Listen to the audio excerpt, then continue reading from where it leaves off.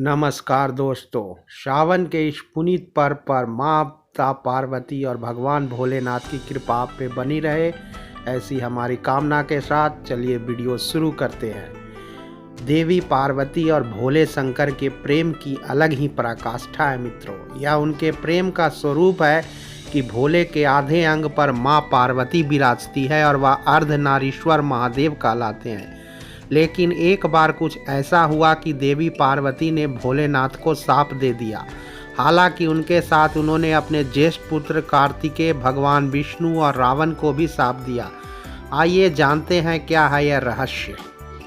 पौराणिक कथा के अनुसार एक बार भोलेनाथ ने माता पार्वती के साथ धृत क्रीड़ा अर्थात जुआ खेलने की अभिलाषा प्रकट की। इससे भगवान शंकर अपना सब कुछ हार गए। हारने के बाद भोलेनाथ ने अपनी अलग ही लीला रची मित्रों। उन्होंने पत्तों से बने वस्त्र पहने और गंगा तट पर पहुंच गए मित्रों। उसी भोलेनाथ जी गंगा के किनारे पहुंच गए। यह बात जब कार्तिकेय को पता चली तो वह माता पार्वती से समस्त वस्तुएं वापस लेने पहुंच गए।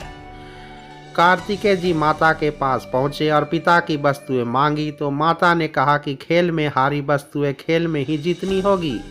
इसके बाद खेल शुरू हुआ और इस बार खेल में पार्वती जी हार गई तथा कार्तिकेय शंकर जी का सारा सामान लेकर वापस चले गए। इधर पार्वती जी भी चिंतित हो गई कि सारा सामान भी गया और पति भी मेरे दूर हो गए मित्रों। कहानी में बहुत ही ट्विस्ट है, इसलिए ध्यान से सुने मित्रों। पार्वती जी ने अपनी व्यथा अपने प्रिय पुत्र गणेश को बताई। माँ की पीड़ा सुन रहे गणेश जी इसका समाधान समझ चुके थे और स्वयं खेलने भगवान भोलेनाथ के पास पहुंच गए। इस बार भोलेनाथ के साथ गणेश जी खेल रहे थे। इसमें गणेश जी जीत गए। लौटकर उन्होंने अपनी जीत का समाचार माँ को सुनाया। पार्वती बोली उन्हें अपने पिता को साथ लेकर आना चाहिए था। इसके बाद गणेश जी फिर भोलेनाथ की खोज में निकल पड़े। भोलेनाथ से उनकी भेंट हरिद्वार में हुई। उस समय भोलेनाथ भगवान विष्णु व कार्तिकेय के साथ भ्रमण कर रहे थे। पार्वती से नाराज भोलेनाथ ने मना कर दिया लौटने से। भोलेनाथ के भक्त रावण ने गणेश जी के वाहन मूषक को बिल्ली का रूप धारण करके डरा दिया। मूषक गणेश जी को छोड़कर भाग गया मित्रों। देखिए मित्रों, कहानी में बहुत ही ट्विस्ट आने वाली है, ध्यान से सुनिए प्लीज।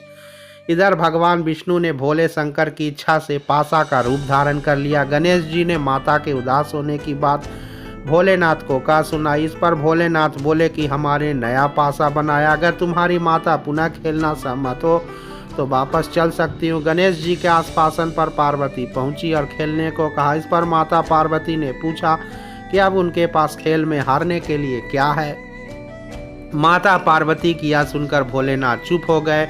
इस पर नारद जी ने अपनी बीना उन्हें सौंप दी। इस खेल में भोलेनाथ हर बार जीतने लगे। एक दो पासे फेंकने के बाद गणेश जी सब समझ गए। उन्होंने पासे रूप में भगवान विष्णु का रहस्य पार्वती को बता दिया।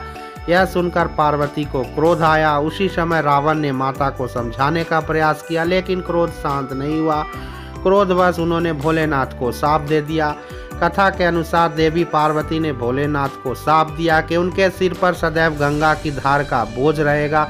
इसके बाद विष्णु को शाप दिया कि वह रावण जो आज तुम्हारे खेल में बराबर का साझीदार रहा है, एक दिन तुम्हारा भयंकर से भयंकर शत्रु बन जाएगा। फिर रावण को यह शाप दिया कि जिसने आज मदद किया है वही विष्णु एक दिन तुम्हारा अंत करेंगे। देवी पार्वती का क्रोध यही खत्म नहीं हुआ। ज्येष्ठ पुत्र कार्तिकेय को भी शाप दिया।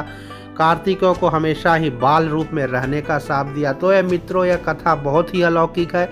इसमें गूढ़ रहस्य छिपे हुए हैं और सबकी अपनी अपनी पराकाष्ठा है। उम्मीद है मित्रों श्रावण का ये विशेषांक आपको अच्छा लगा। अगर जरा भी अच्छा लगे मित्रों तो प्लीज़ एक चैनल को लाइक, शेयर और सब्सक्राइब कर दें। बहुत बहुत धन्यवाद है मेरे दोस्तों।